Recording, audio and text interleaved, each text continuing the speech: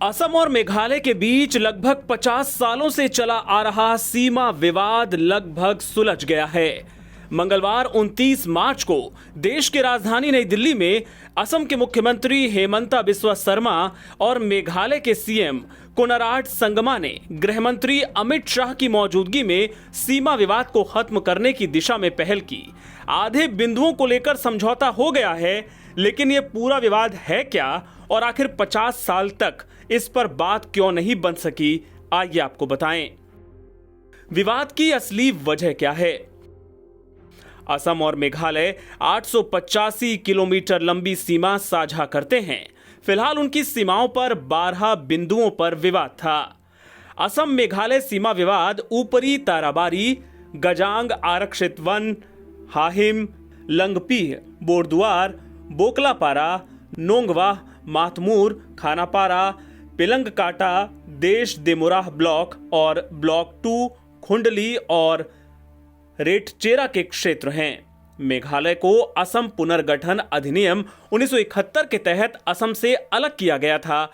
यही वो एक कानून है जिसे मेघालय ने चुनौती दी थी, जिसकी वजह से ये पूरा विवाद पैदा हुआ।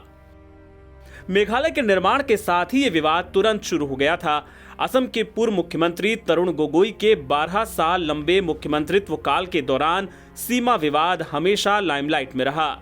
दरअसल तरुण गोगोई ने आधिकारिक निवास के रूप में इस्तेमाल किए जाने वाले असम सरकार के एक गेस्ट हाउस को लेकर सवाल उठाया था, जो खानपारा पिलंगकाटा ब्लॉक में एक छोटी सी पहाड़ी पर है। इसे अक्सर मेघालय अपना क्षेत्र बताता रहा है।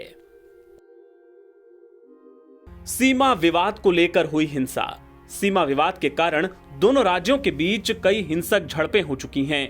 14 मई 2010 को असम के कामरूप की सीमा पर सटे पश्चिमी खासी हिल्स के लैंगपीह में असम पुलिस के जवानों की गोलीबारी में खासी समुदाय के 4 ग्रामीण मारे गए थे, जबकि 12 घायल हो गए थे। 26 जुलाई 2021 को अब तक की सबसे भीषण हिंसा हुई थी, जिसमें असम पुलिस के 6 जवानों की मौत हो गई थी और दोनों राज्यों के लगभग 100 लोग और सुरक्षाकर्मी घायल हो गए थे। तो अब समझौते में क्या है? समझौते पर हस्ताक्षर करने के बाद असम के सीएम हेमंता बिस्वा शर्मा ने कहा कि ये हमारे लिए ऐतिहासिक दिन है। इस एमओयू के बाद अगले 6 से 7 महीनों में बाकी विवादित स्थलों की समस्या का समाधान करना हमारा लक्ष्य है। हम पूर्वोत्तर क्षेत्र को देश में विकास का इंजन बनाने की दिशा में अब आगे बढ़ेंगे।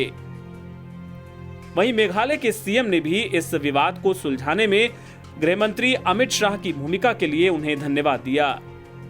एनबीटी ऑनलाइन की रिपोर्ट।